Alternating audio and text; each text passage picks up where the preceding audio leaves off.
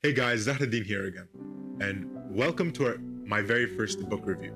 Now, with me, my family, we kind of come from Nigeria, and just I think a generation or two ago, my grandparents, they were hecklers, they were peddlers, they were farmers, and now my parents' family, the generation just before me, my parents, they have managed to become physiotherapists, doctors, professors, lawyers, high performing professionals in many fields within Nigeria and outside of Nigeria as well. And this kind of all comes to the idea of learning, knowledge of knowledge. And I think that especially with my family where I come from, the only way to kind of get ahead in life is to know more and to act upon it. And for me, doing book reviews is probably the most powerful way that I can internalize what a book means to me and how I can apply it. And I hope that's how it is for you as well. So let's get into it. Now, today I present to you my very first book review, Antifragile by Nassim Nicolas Taleb.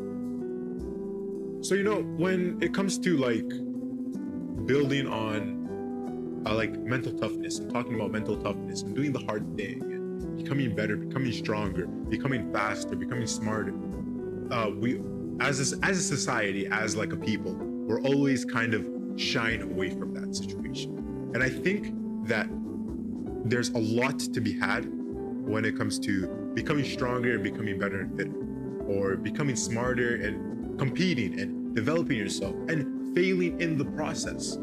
And I think with Taleb's book Antifragile, it's a really, really good manifesto for how to do the hard. Before we jump in, let's just talk about the author, Nassim. So Nassim Nicolas Taleb was born in Lebanon in 1960 to a prominent family of doctors, lawyers, politicians, a really successed family.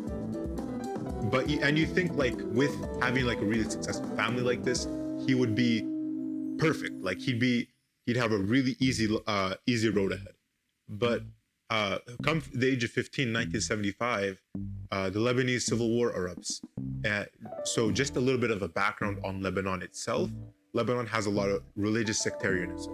So if you look at the government structure, for example, the president, the prime minister, the foreign minister, they all have to be a certain, when you elect them, they all have to be a certain religion. So the prime minister has to be a Sunni Muslim. The president has to be one of the Maronite Christians, and so on and so forth. So you have this really, really broken up structure of a society where everything is divided on religious lines. Even villages are divided upon religious lines. And with a society like this, Nassim and his family, they eventually decide to up and move. So they move to America and they have to restart their life, coming into America as immigrants, starting right from the bottom with all your credentials aren't that useful at this point. Starting right from the bottom and going right back up again. And this is the very important, I think really seminal change within Nassim's life that allows him to kind of think a little bit more to kind of develop this philosophy of becoming anti-fragile. There are three types of people in this world. There are the fragile, the robust, and the anti-fragile. So what does it mean to be fragile? Let's say the fragile are the people that really cannot take those unexpected shocks within life, whether it be a parent dying or life throwing a curveball at you, or COVID, for example, what we're living in right now. 100 million plus jobs have been annihilated, are never going to come back, are never going to return. So there's so much dynamic movement of economies and industries where you're trying to really, where people are losing jobs left, right, and center. And so how do you kind of become stronger and take the storm? So then there are the robust. There are the people that get knocked down and they get right back up.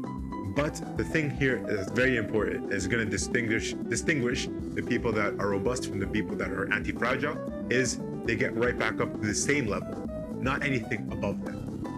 And the beautiful thing about those, the third group that are anti-fragile, is every stressor, every shock, everything that changes you every little micro fracture, these things make you stronger over time. And you can think about this like going to the gym, for example. Maybe you deadlift 100 pounds one day, and then you go to 105 and 110. It's a very, very easy, simple concept to understand within the gym per se. But let's try and expand this. So Nassim really takes a deep dive into anti-fragile systems. And this is kind of where we're gonna get our seminal lessons from this book. Number one, all anti-fragile systems have a form of redundancy. Ever been like worried, ever been on a plane, ever worry about it crashing? Like, let's say you're going across the Atlantic Ocean. That's a 6-hour flight just from Great Britain to Toronto. It is a 6-hour flight in general. Now, you never ever worry about getting onto that plane and worrying about the plane crashing into the ocean, exploding, and you dying. Because in general, it almost never happens. With the airline industry, it's one of the most anti-fragile systems, because every single itty-bitty mistake, whether it be you didn't clean the wing properly, whether it be you didn't inspect the blades of the engine properly, everything can have an effect that might lead to a death down the road, or it might lead to a plane falling out of the sky.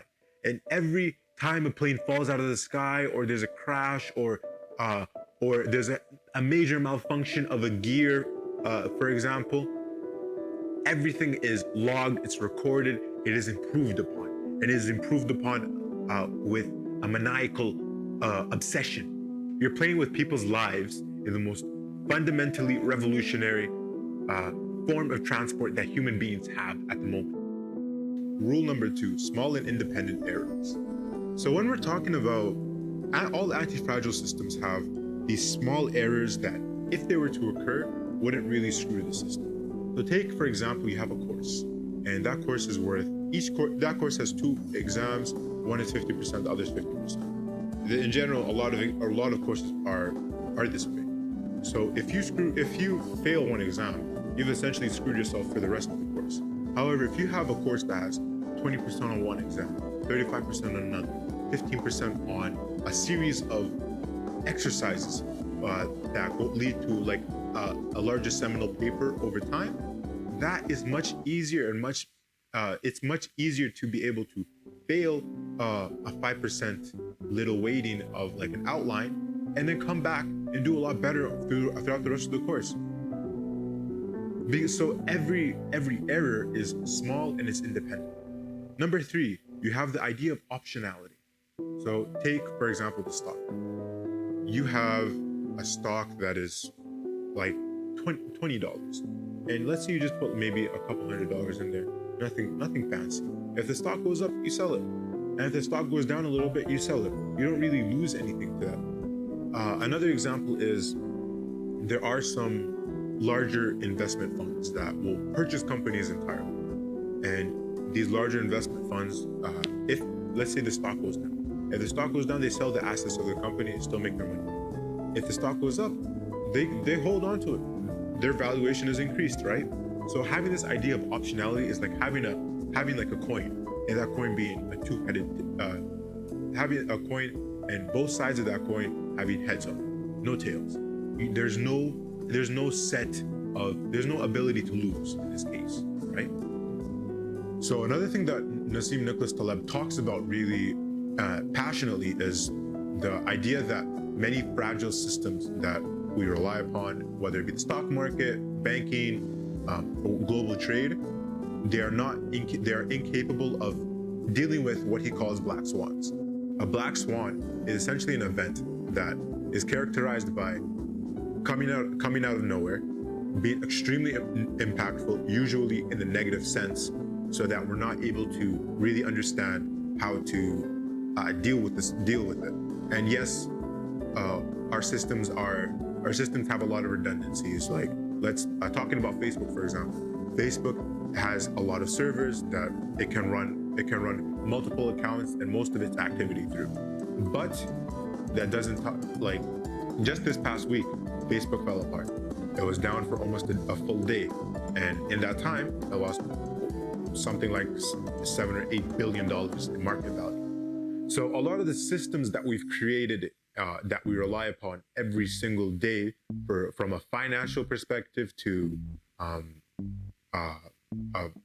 cultural perspective, are falling apart and are incapable of withstanding black swan events.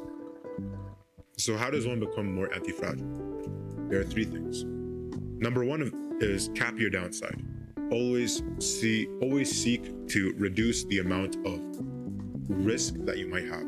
In stock terms, this means take asymmetric risk reward stocks or bets, essentially. Now, you and I are not the Warren Buffett of the world. We don't have systems and we don't have such knowledge that we're able to predict the stock market like that. But what we do have is the capability to be able to predict how the day is going to go by. And something that Nassim Nicolas Taleb does is he tries to catastrophize and just wait on it. Naturally, his previous occupation is a day trader. And as a day trader, there's enormous amounts of volatility. It's one of the most volatile occupations in the world. You can go to zero in any singular day. And Nassim Nicolas Taleb would always imagine at the start of every day, if you were to go to zero, how would he respond? And going to a totally different book by Viktor Frankl, between stimulus and response, there is a gap. What Taleb is trying to do is he's trying to preempt the response. He's trying to really inject a gap between the response and the stimulus already in the morning. And so if something bad were to happen on the stock market, he wouldn't really be as affected because he had already preempted the response. And now he's able to go and think about what are the next steps to what are the mistakes that he's made and how can he preempt these mistakes in the future. Number two, always have skin in the game. And looking at another one of his books, Skin in the Game, Nassim talks about how the individual that is in the arena, the one that is on the battlefield, the one that is running the business on the day-to-day, is the one with the most skin in the game, the one that has the most risk, and the one that has the most to lose. And if you think about it, it's not really the most anti-fragile position, but the person that has the most to lose means that he will do absolutely everything within his power to minimize his risk. Going back to capping your downside, to minimize the amount of risk he and his teammates and his people and the people that are with him will face. Number three, concavity versus convexity effects. And a really easy way to think about this is imagine two graphs. One graph is a dome shape.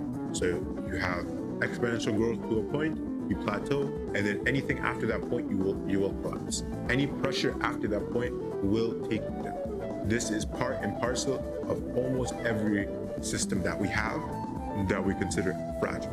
A convex system, on the other hand, is something that every setback, every failure only brings us. There's a saying that says, every setback is like a slingshot. And what I kind of interpret from this saying is that every little setback, even though it may take you back a couple steps, it will thrust you forward so many more that you will think of it as insignificant. And that is what the anti-fragile and the anti-fragile systems kind of have in common. Every setback, every failure only makes the system strong in due time. In conclusion, have skin in the game, cap your downside, and always look for convex systems and convex paths in life that, even though they might be the hard thing right now and they might knock you down a little bit, they will only push you forward.